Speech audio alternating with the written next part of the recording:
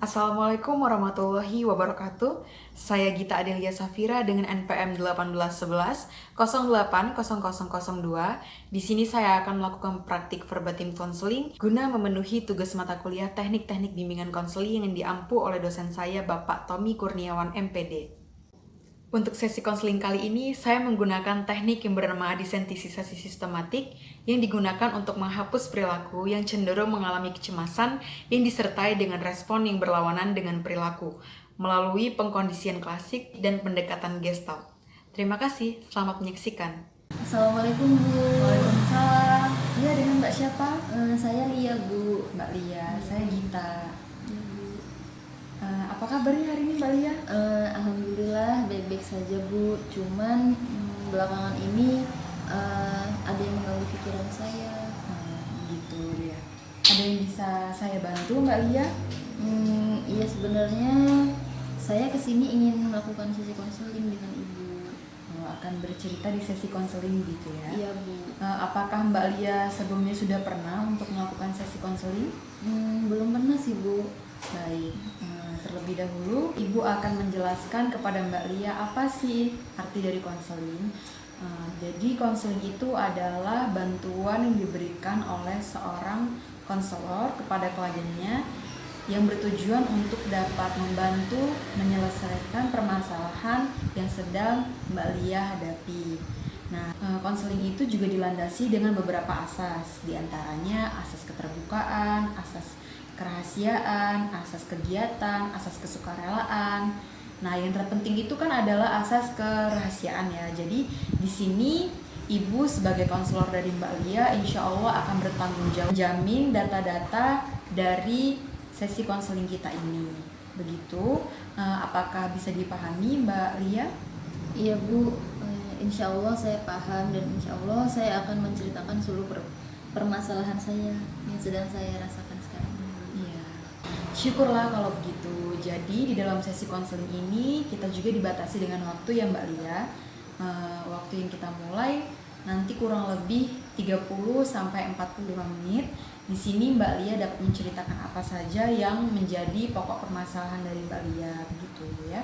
Jadi kita nanti harus memanfaatkan waktu sebaik mungkin karena waktu yang terbatas kan. Jika pada pertemuan pertama ini Mbak Lia belum lega gitu, belum selesai untuk menceritakan permasalahannya, maka kita akan melakukan sesi konseling ulang di pertemuan kedua atau ketiga. Baik, kalau begitu Mbak Lia boleh mencurahkan apa saja yang membuat Mbak Lia belakangan ini mungkin kurang nyaman atau masalah yang sedang Mbak Lia hadapi. Begini Bu, sebenarnya saya itu sering ngerasain kecemasan, terus ketakutan, dan khawatir gitu Bu. Ada rasa khawatir ketika saya tuh sedang menaiki kendaraan, khususnya seperti kendaraan bermotor gitu. Baik, bisakah Mbak Lia menceritakan kepada saya lebih spesifik lagi? Jadi gini Bu, saya ini adalah karyawan di sebuah minimarket. Nah, minimarket saya tuh jaraknya lumayan jauh lah Bu dari rumah saya. Jadi saya tuh setiap hari harus menempuh perjalanan itu menggunakan ojek online. Dan juga hal itu tuh membuat saya harus menyisihkan penghasilan saya gitu Bu untuk transportasi. Padahal kan buat makan berdua dengan ibu saya saja pas-pasan banget gitu Bu. Apalagi semenjak banyak menyaksikan kecelakaan Bu di jalan yang biasanya saya lewati karena lampu jalan itu masih dalam perbaikan dan juga jalannya yang rusak gitu, jadinya banyak kecelakaan Bu. Baik, apakah situasi ini adalah hal pertama yang Mbak Lia rasakan? Sebenarnya saya sering sih Bu merasakan hal ini, tapi saya rasa saya masih bisa mengontrol perasaan saya ini kan, dan saya masih bisa coba menenangkan diri saya sendiri gitu Bu. Tapi untuk akhir-akhir ini saya merasa terganggu dan konsentrasi saya tuh buyar gitu Bu. Saya takutnya hal ini mengganggu saya di saat perjalanan dan juga kefokusan saya saat bekerja itu Bu. Saya jadinya was-was gitu. Baik, Bisakah Mbak Lia ceritakan kepada saya sejak kapan hal ini terjadi? Dimulai saat saya mengalami kecelakaan motor Bu saat SMA. Nah pada saat itu saya habis mengantarkan adik saya sekolah di SD dan saya lanjut mau berangkat sekolah kan Bu. Nah di situ saya mengalami kecelakaan motor sampai dagu saya ini robek Bu dan dijahit gitu. Iya. Sehingga membuat saya tuh trauma gitu Bu, dan rasa sakitnya tuh terkadang masih saya rasakan gitu. Baik. Ibu sangat memahami apa yang Mbak Lia rasakan saat ini. Saya ingin banget Bu bisa berkendara tanpa rasa takut lagi gitu, dan saya khawatir akan kondisi ibu saya yang sewaktu-waktu membutuhkan bantuan saya, karena di rumah saya cuma sama ibu saya, adik saya sekarang di pondok gitu Bu. Saya takut ibu saya kenapa-kenapa gitu Bu, dan saya nggak bisa menolongnya. Tidak apa-apa Mbak Lia, tidak akan terjadi apa-apa.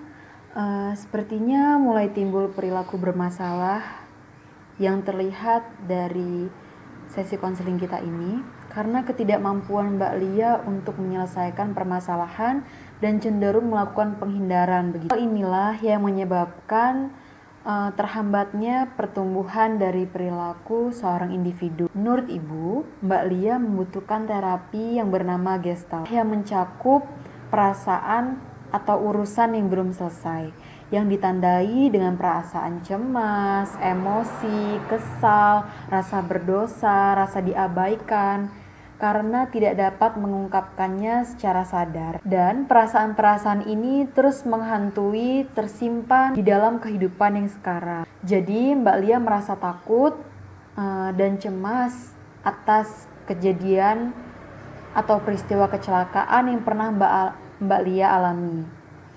Bagaimana menurut Mbak Lia? Sepertinya memang benar sih Bu, ini gejala trauma masa lalu saya. Padahal saya tuh sudah mencoba melupakan gitu Bu, dan berusaha untuk belajar melatih emosi saya untuk berkendara dengan normal gitu.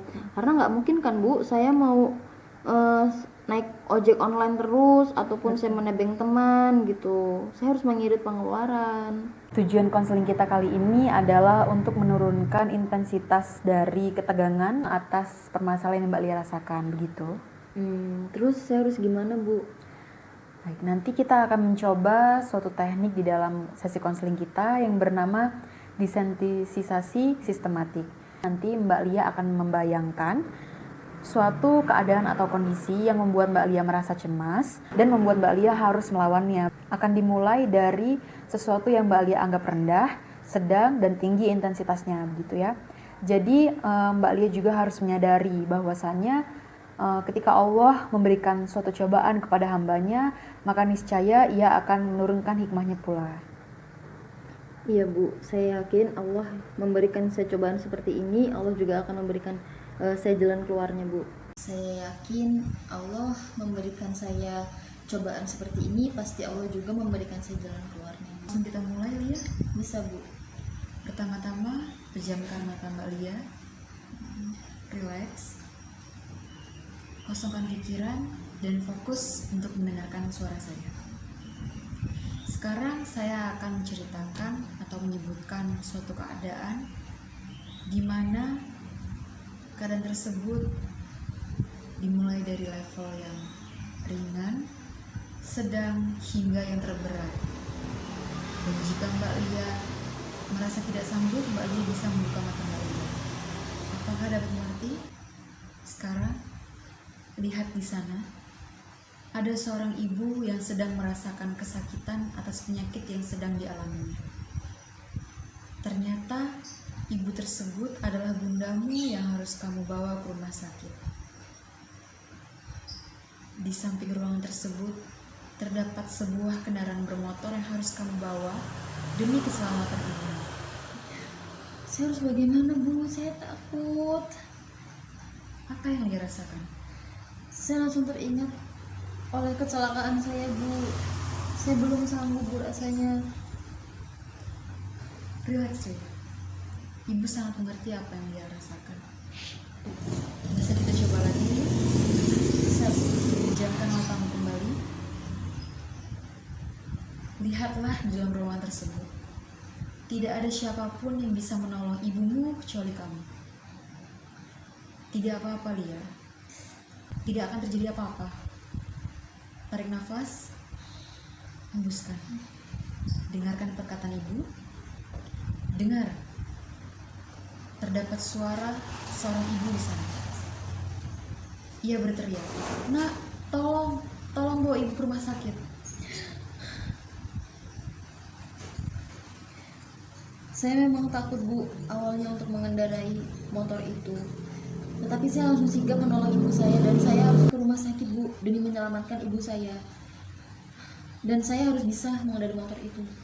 Bagus, Lia. Karena sebenarnya apa yang kamu pikirkan belum tentu akan terjadi. Kamu bisa berkendara dengan normal, dengan baik, tanpa rasa takut dan cemas. Jika kamu berhati-hati, tenang saat berkendara, maka insya Allah semuanya akan baik-baik saja dan aman. Iya Bu, benar sekali. Jadi saat ini saya harus memperbaiki mindset saya. Ya, betul sekali. Ubahlah pola pikir Lia menjadi lebih positif. Jangan negatif thinking terus ya.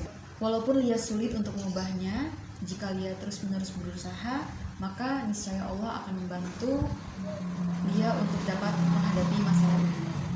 Iya Bu, Lia paham dan mengerti Bu. Terima kasih ya Bu yang sudah membantu Lia. Saat ini Lia merasa lebih tenang dan sudah dapat mengendalikan diri Lia dengan cukup baik. Baik kalau begitu, alhamdulillah seperti apa yang kita harapkan.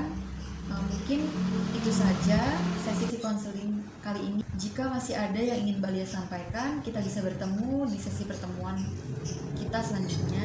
Iya Bu, kalau begitu Lia izin pamit ya Bu ya, Lia masih ada urusan yang lainnya. Iya, Lia. Saya pamit pulang ya Bu ya. Iya, Lia. Assalamualaikum. Waalaikumsalam.